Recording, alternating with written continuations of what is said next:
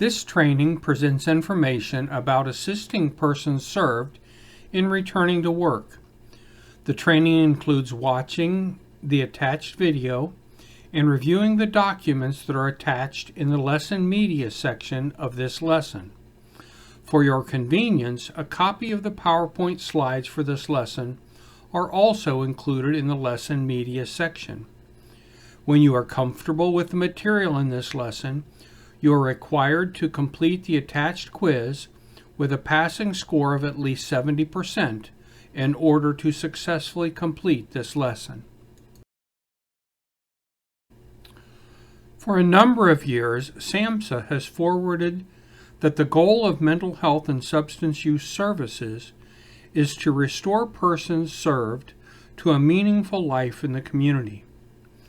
The consensus statement on the definition of recovery states that recovery is a journey of healing and transformation, enabling a person with a mental health or substance use problem to live a meaningful life in a community of his or her choice while striving to achieve his or her potential. Another definition of recovery suggests that it is a process of change through which people improve their health and wellness, live self-directed lives, and strive to reach their full potential.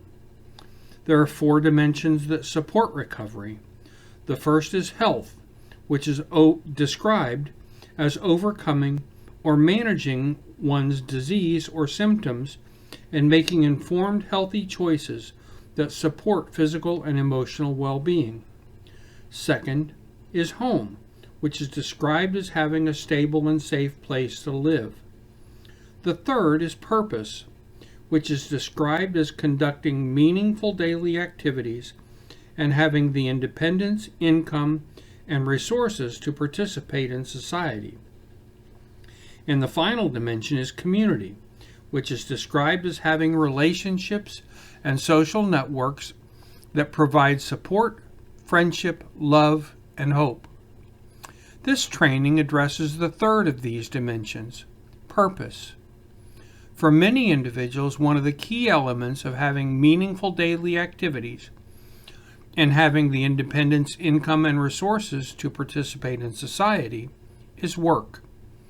Regardless of the level of impairment of the person with whom we're working, regardless of their benefit status, such as Social Security disability, regardless of their housing situation, and regardless of the person's work history, most of the individuals that we serve want to work. People with serious mental illnesses are employed at much lower rates than the general population. The likelihood of a person with a serious mental illness having full-time employment is approximately 1 in 10. These dire statistics are not a reflection of the capacity or desire of people with serious mental illness to be part of the workforce. At least 2/3 want to work, and many have worked before. Nor does this low employment rate reflect an inability of people with serious mental illness to work.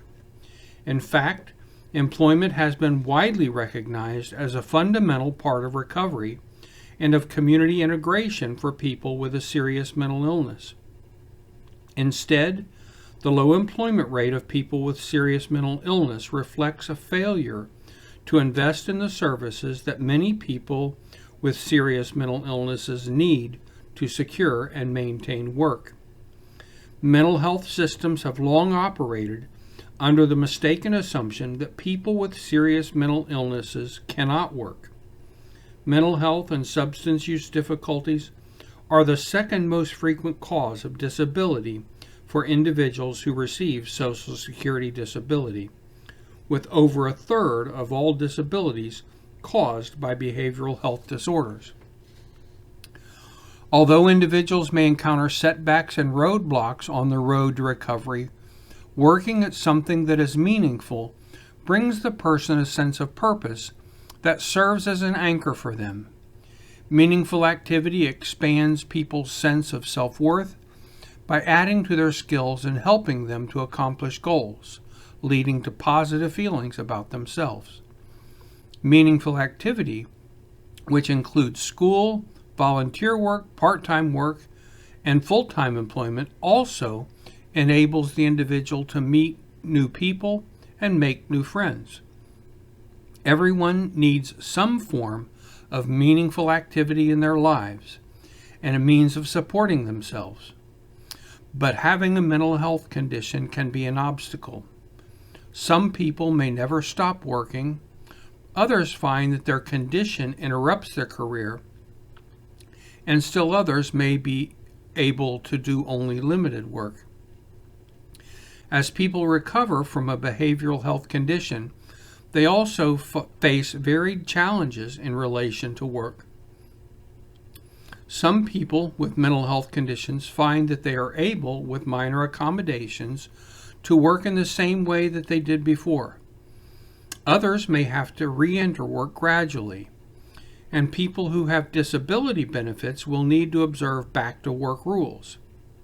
In the past, people with behavioral health problems were often discouraged from working, but today we understand that work is not only a possibility, but it can also play a vital role in recovery. Fear that employment status will lead to loss of vital public income supports and medical benefits remains a real concern for people living with mental illness. The problem is illustrated by the cycle of employment, benefit loss, and unemployment. When individuals who have SSI or SSDI start a job, they may lose Medicaid or Medicare benefits, yet receive inadequate job-based mental health benefits. Because they risk losing the ability to pay for mental health treatment, many either resign from employment because they don't want to relapse or disengage from treatment to avoid job loss when symptoms interfere with performance of their duties. Because this process is painful and regaining public benefits can be a lengthy, uncertain process, many are forced to drop out of the labor force and settle for public support. Though the path from public benefits to independence is risky due to the long-term episodic nature of mental illness, incentives are available through the Social Security Administration. SSDI recipients have 9 trial work months every 5 years in which to test their ability to work, yet remain eligible for cash benefits. Medicare coverage can continue up to 93 months after the date of hire. In addition, work incentive programs such as the Plan to Achieve Self-Support, or PASS, and the Ticket to Work allow beneficiaries to keep medical benefits until their earnings and benefits are sufficient to cover their expenses. While many people harbor preconceptions that people with behavioral health disorders cannot handle the stress of work, studies have consistently found that these assumptions are baseless. People with serious mental illness are capable of working if they are connected with appropriate jobs and receive appropriate supports. It is not the inability to work, but rather attitudinal barriers, service gaps, and service system barriers that make it difficult for individuals with serious mental illness to maintain employment. In a national survey, people with serious mental illness reported the primary barriers to employment to be stigma and discrimination, fear of losing benefits, inadequate treatment, and lack of vocational services. Not only can people with serious mental illness work, but employment plays a critical role in promoting recovery. It promotes social acceptance and integration into the community and gives individuals a sense of purpose, self-esteem, and self-worth. Work also reduces poverty and dependence, enabling people to become independent and self-sustaining, have more choices and opportunities, and live independently. It also improves clinical outcomes, including reducing symptoms of a person's mental illness and reduces the need for other services. Statistics on the rates of return to work following a mental health disability leave tell a disturbing story. The longer a person is on leave, the less likely that he or she will make a successful return to work. Only 50% of people will return to work after a 6-month leave, less than 20% after a 1-year leave, and only 10% of workers will return to employment if the disability leave extends beyond 2 years. There are a number of choices for work for individuals who have behavioral health concerns. We need to be aware of all of the options and inform the individuals that we serve of those options so that these individuals can find an option that is suited to their current abilities. The first is volunteer work. While most people want to have a paying job, volunteer work is a form of meaningful activity for many people with mental health conditions. Some use volunteer work as a stepping stone to paid employment. Volunteering can help them relearn skills and grow more comfortable working with other people. Others decide to volunteer instead of work. Volunteering not only gives people a sense of pride, but it can help them feel good about themselves because they're helping out in the community. Next would be temporary employment, which can be a good bridge to permanent work. Usually, temporary employment is secured through an agency that places the person in a short-term assignment in a company that needs extra help. These assignments could last from a few days to several months and can sometimes lead to an offer of permanent work. Doing temporary work establishes a resume, sharpens work skills, and tests the ability to return to work. Next would be part-time work. Some people use part-time work to transition to full-time employment, while others find that they prefer working part-time. Part-time work gives individuals more free time to take care of themselves. It may be more accommodating if the individual needs more time away from the work site to handle their mental health condition. The limitations of part-time work are that it usually pays less than full-time work and often comes without benefits. Next would be full-time work. Many people with behavioral health concerns are able to work full-time. Full-time employment usually includes sick leave and may include health insurance, making it easier for the person to handle health problems. Government work may be an option, as local, state, and federal employers have a good record of hiring diversity and respecting disability regulations. The final category would be self-employment. Some people are not interested in traditional employment where they work for someone else. They may choose to work for themselves. Many people want to start and grow their own business. Many self-employment opportunities grow from a skill or an interest that the person has. Self-employment enables people to set their own schedule and avoids the problem of disclosing the behavioral health condition. The disadvantages are that this type of work demands self-discipline and tracking income and expenses for tax purposes.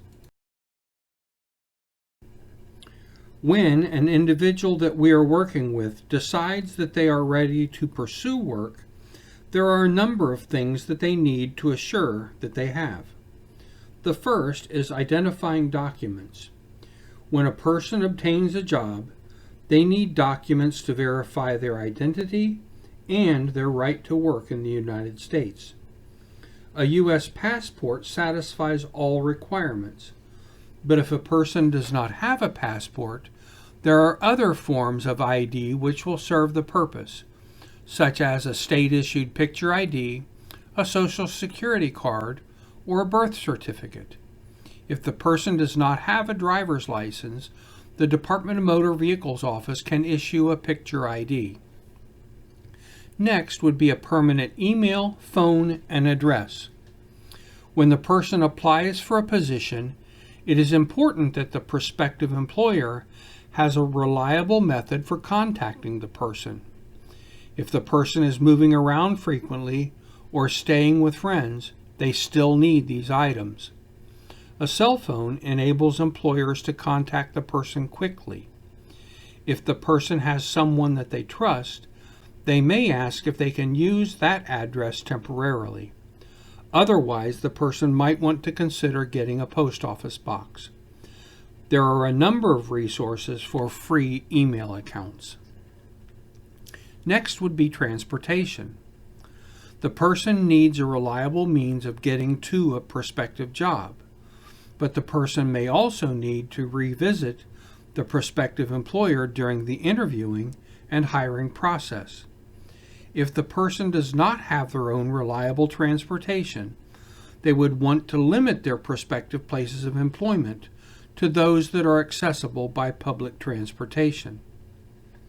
Next, the person should be ready to explain any gaps in employment. If the behavioral health condition has caused the person to be out of work for any length of time, that fact will be reflected either in an employment application or resume. The person needs to be prepared to answer any questions the prospective employer may have. The person does not have to disclose their behavioral health history. It might be as simple as stating that they were dealing with a medical issue that is no longer a problem. Finally, the person needs to be prepared to discuss any needed accommodations. The employer is not permitted to ask if the person needs accommodation. The only question that the employer may ask is there anything that would prevent you from completing the job as described, with or without reasonable accommodations? The person will need to decide if they want to disclose any needed accommodations during the interview process. Despite efforts to educate the public about mental health and mental health conditions, the person may still encounter prejudice from people who don't know or don't understand the conditions. When a person is seeking employment, finding an employer who is behavioral health friendly can be a real advantage to the person. The first thing that the person might want to look for is an employer who has experience in hiring people with mental health conditions. And we can help by learning the employers in our community that are willing to work with persons with behavioral health conditions. Next, businesses that have flexible time and scheduling might be more friendly. Businesses that allow work outside of the Monday through Friday 9 to 5 schedule have shown that they can balance worker and workplace needs to help employees feel more comfortable. Additionally, employers that allow people to work from home on some days or who allow part-time work may be more accommodating. Employers who have generous paid time off programs are also more friendly, as it allows the person to work and to take care of their health needs. And finally, employers who offer health benefits are perceived as friendly because these health benefits may be needed to replace public health insurance. With very few exceptions, prospective employers cannot legally ask about a person's medical history during the application process, and those rules absolutely prevent questions about mental health. While some organizations may invite the person to disclose disability, the person cannot be required to do so. However, employers may inadvertently ask questions that touch upon the person's mental health condition. An interviewer might reasonably ask about the person's ability to perform in high-pressure situations or under demanding conditions. In response to these questions, the person applying for the position gets to choose how much to share. If the person decides not to disclose a mental health condition, that person is not being dishonest. The person is simply asserting his or her legal right to privacy. It also helps for the person to remember that he or she can keep things brief. If the interviewer asks about gaps in employment, the person could simply say, "I was dealing with medical challenges, but I am excited to return to my career." While the person cannot be forced to discuss mental health issues in an interview, the person might still decide to do so. After all, the person is interviewing the employer as well.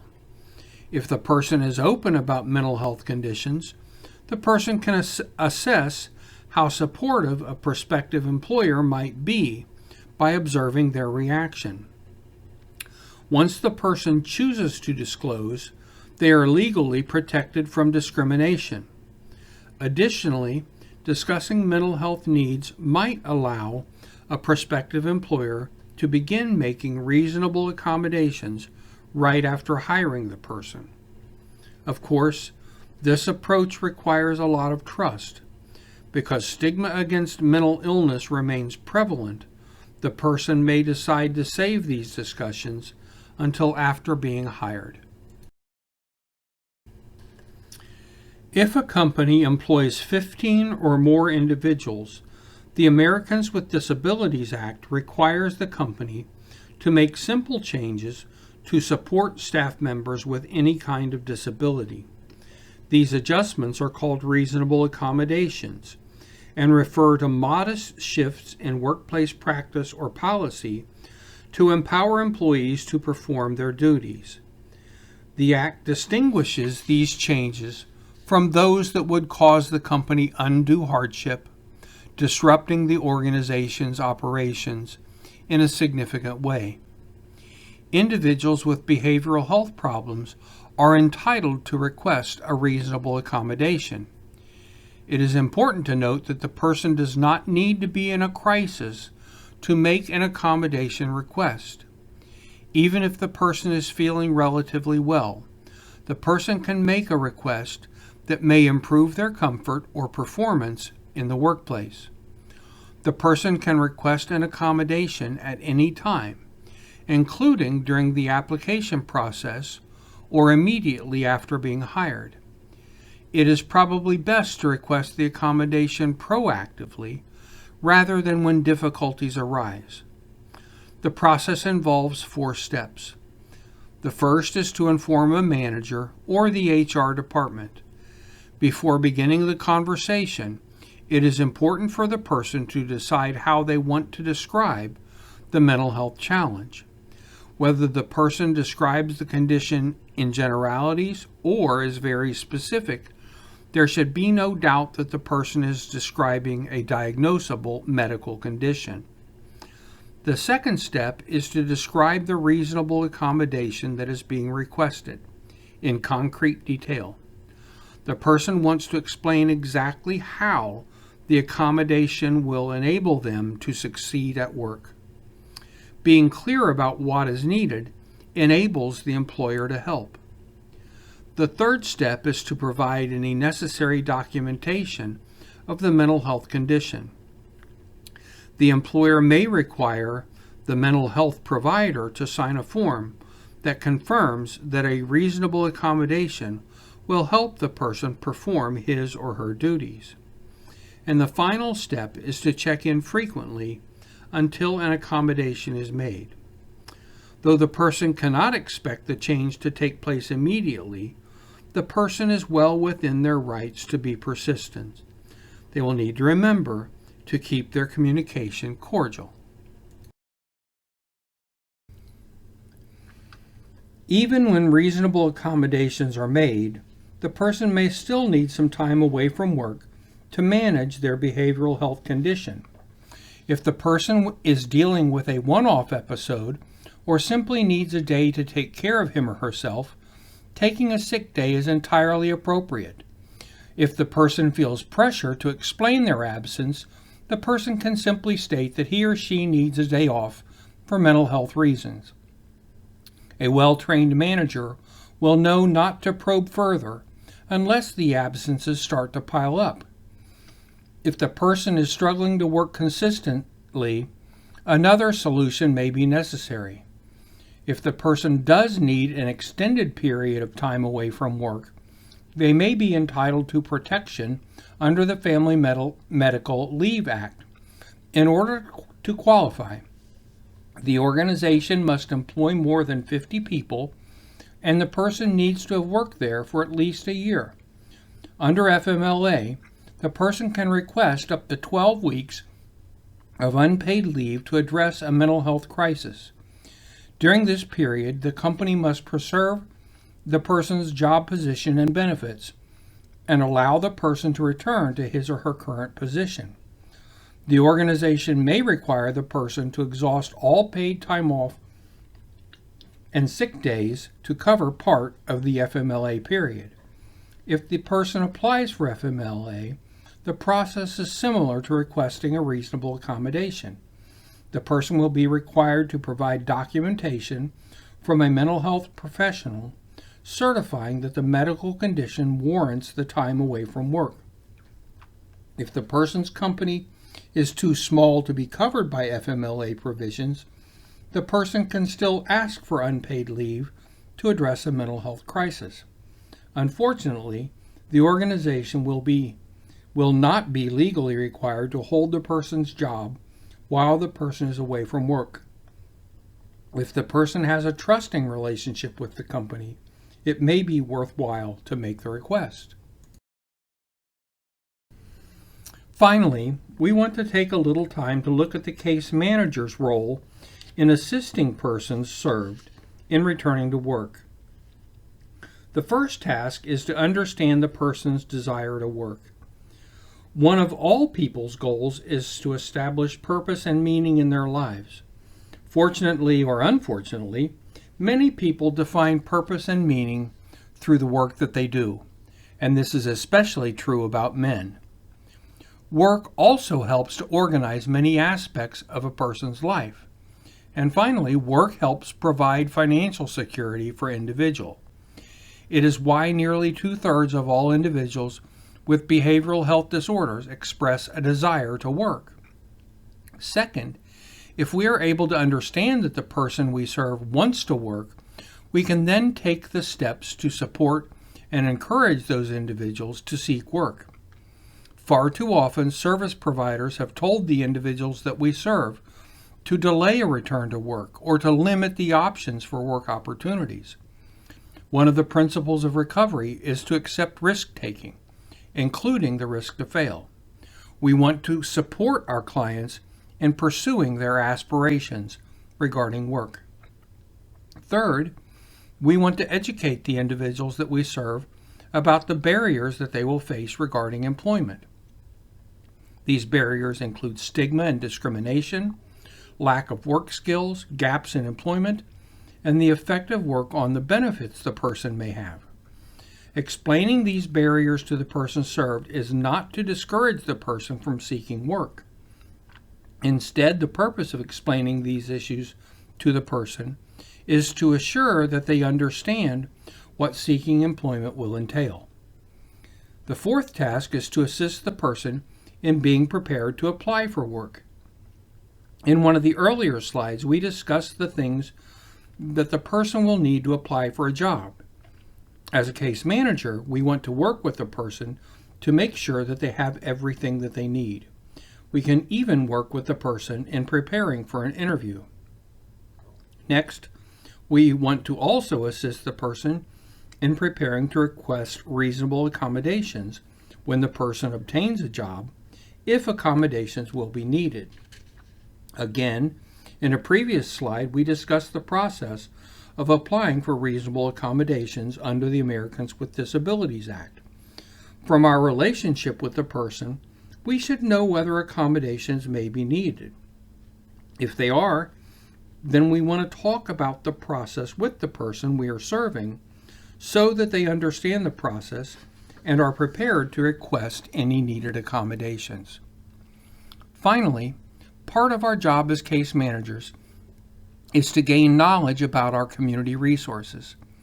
Since work is so important to the people that we serve, part of what we should consider as community resources is employers in our area who are accepting of hiring individuals with behavioral health conditions. While case managers are not supported employment workers, we do want to develop knowledge of and a relationship with these employers to assist the individuals that we serve in finding employment. I wanted to end our presentation with this quote from a mental health consumer about the power of work in that person's recovery. I think it is a wonderful summary of what we have discussed in this lesson.